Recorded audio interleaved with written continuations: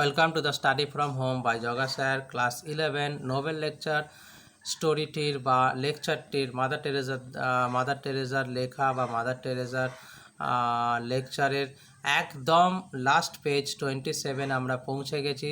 বলা যেতে পারে এটি হচ্ছে নোবেল লেকচার চ্যাপ্টারটির লাস্ট ভিডিও এবং এটাকেই বলে যে কনক্লুডারি পার্ট। ভালো করে শুনবে।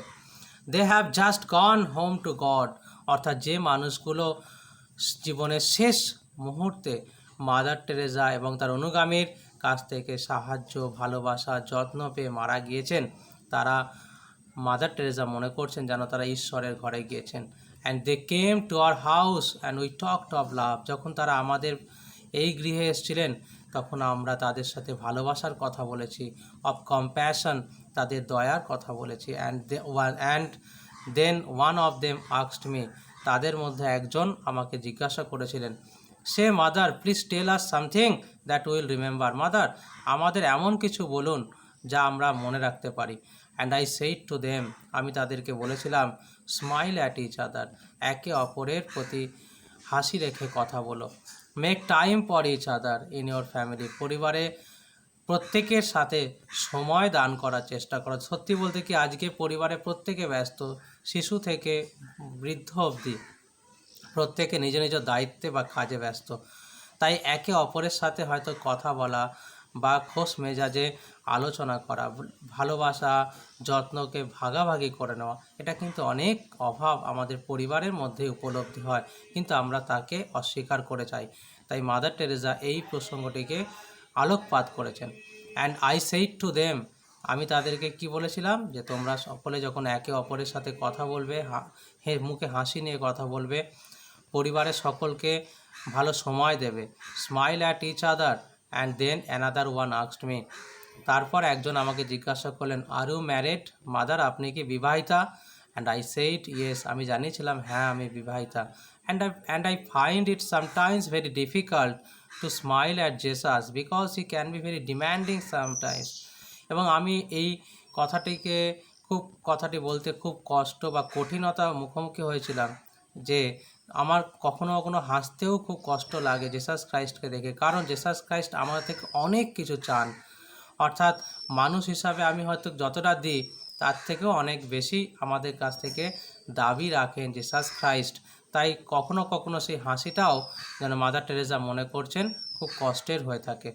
This is really something true, সত্যি বলতে কি এটা বেশ সত্যি কথা। And there is where love comes, যেখানে ভালোবাসা থাকে সেখানে ডিম্যান্ডিং অর্থাৎ দাবি থাকে। খেয়াল করে দেখো, তুমি তোমার প্রিয় মানুষটিকেই সব কিছু দাবি দাবা রাখো। তোমরা প্রত্যেকে এই পুজোর সময় বাবা মার কাছে আবেদন করো, এটা চাই ওটা চাই। তার কারণটা কি? তোমরা তাকে সবচেয়ে বেশি ভালোবাসো, ভালোবাসার মানুষের কাছেই কিন্তু মানুষ দাবি রাখে। ঈশ্বর প্রেমে বিশ্বাসী মাদার টেরেজা তাই এই কথা বলেছেন, কারণ তার ভালোবাসার মানুষ জেসাস ক্রাইস্ট, তার ভালোবাসার মানুষ স্বয়ং ভগবান, মীরাবাইয়ের মতো। ঠিক তেমন তিনি মনে করছেন তার ভালোবাসার মানুষ কিন্তু তার থেকে অনেক কিছু দাবি রাখে, তাই কখনো কখনো হাসিটাও তার কাছে কঠিন হয়ে পড়ে।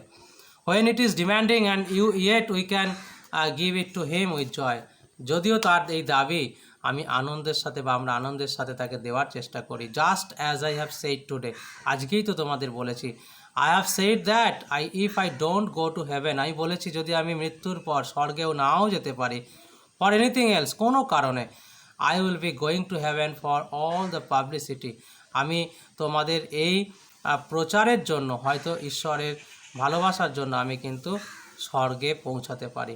Because it has purified me, কারণ আমাকে চিত্ত শুদ্ধি করে দিয়েছে, আমাকে পবিত্র করে দিয়েছে। অ্যান্ড স্যাক্রিফাইসড মি, এবং আমাকে ত্যাগী বা আত্মত্যাগী করেছে। And made me really ready to go to heaven, এবং আমাকে সম্পূর্ণরূপে প্রস্তুত করিয়েছে যাতে আমি স্বর্গপ্রাপ্তি হতে পারি মৃত্যুর পর। I think that this is something, আমি মনে করি এটাই হচ্ছে কোনো কিছু, that we must live beautifully live, অর্থাৎ আমরা যেন আমাদের জীবনটাকে সুন্দরভাবে কাটানোর চেষ্টা করি। জীবনের প্রতি কখনো যেন আমরা ভুল না বুঝি, জীবনকে আনন্দিত করে তোলার জন্য, জীবনকে সুন্দর করে তোলার জন্য, পবিত্র করে তোলার জন্য যে আমরা নিজেদেরকে অন্যের সেবার ব্রতী করে তুলতে পারি, এই ভাবনাটা তিনি কিন্তু বারবার করে আবেদন করেছেন। And he loves, and we have Jesus with us, আমাদের মধ্যেই জেসাস রয়েছেন। অ্যান্ড হি লাভস আস, তিনি আমাদের তো ভালোবাসেন। If we could only remember that god loves me, যদি আমরা শুধু মনে রাখতে পারি যে ভগবান আমাকে ভালোবাসেন, and I have an opportunity to love others as he loves me, আর আমার কাছে সুযোগ এসছে আমিও অন্যকে ভালোবাসতে পারি, কারণ ভগবান যখন আমায় ভালোবাসেন এবং ভালোবাসার কথা বলেন, আমিও মানুষকে ভালোবাসবো। এই ভাবনা যদি আমাদের মধ্যে থাকে, নিশ্চিত রূপে আমরা অনেক দূর এগোতে পারবো। নট ইন বিগ থিংস, এটা খুব বড় ব্যাপার হবে না তখন, but in small things with great love, শুধু ভালোবাসা দিলেই কিন্তু ছোট্ট ছোট্ট এই চাহিদাগুলো পূর্ণ করা যেতে পারে। Then Norway becomes a nest of love, তাই নরওয়েবাসীর সামনে তিনি বলছেন তাহলে নরওয়ে কিন্তু ভালোবাসার একটি সুন্দর বাসা বা স্থান হয়ে উঠবে। And how beautiful it will be that from hair a centre for piece has been given, সত্যি বলতে কি এখানেও কিন্তু শান্তির একটা কেন্দ্র গড়ে উঠতে পারে। That from here the joy of life of the unborn child comes out, আমরা সেই জন্ম না নেওয়া বাচ্চাটির আনন্দটাকেও কিন্তু আমরা উপলব্ধি করতে পারবো। অর্থাৎ মাদার টেরেসা দিনের শুরু থেকে শেষ অবধি যা যা বলেছেন তিনি মনে করছেন নরওয়েবাসী তা পালন করবেন। If you become a burning light in the world of peace, যদি তোমরা এই দুনিয়ার শান্তির প্রজ্বলিত মূর্তি বা আলোক চিত্র হয়ে উঠতে পারো, then really the Nobel peace prize is a gift of the Norwegian people, তাহলে সত্যি বলতে আমার এই প্রাপ্ত নোবেল পুরস্কার নরওয়েবাসীর জন্য একটা সুন্দর বা সত্যিকারের পুরস্কারে পরিণত হতে হবে। মনে রাখতে হবে পুরস্কার কিন্তু ততক্ষণ পুরস্কার যতক্ষণ সেটা অন্যের সেবায় লাগে। গড ব্লেস ইউ বলে, এই গড ব্লেস ইউ, ভগবান তোমাদের মঙ্গল করুক, এই বলে তিনি তার এই লেকচার বা মহৎ বাণী শেষ করলেন।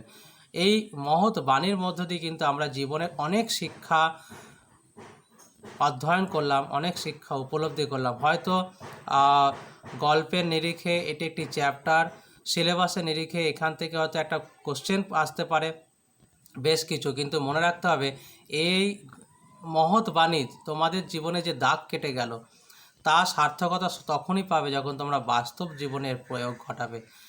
এই মহৎ বাণী কিন্তু শুধুমাত্র গল্প কথায় বা তোমাদের বইয়ে লিপিবদ্ধ থাকলো এই ভেবে তোমরা গল্পটিকে হৃদয়ঙ্গম করবে না। মনে রাখতে হবে তোমাদের এই অংশটি তোমাদের জীবন তৈরি করবার জন্য, জীবনকে সুন্দর পথ দেখিয়ে দেওয়ার জন্য অনেকটা কাজ করবে। শুধুমাত্র ক্লাস 11 বললে ভুল হবে, জীবনে চলার পথে এই রকম অংশ তোমাদেরকে অনেকভাবে সাহায্য করবে। এই আশা রেখে নোবেল লেকচার চ্যাপ্টারটির শেষ ভিডিওতে আমি তোমাদেরকে এই আবেদনই রাখলাম।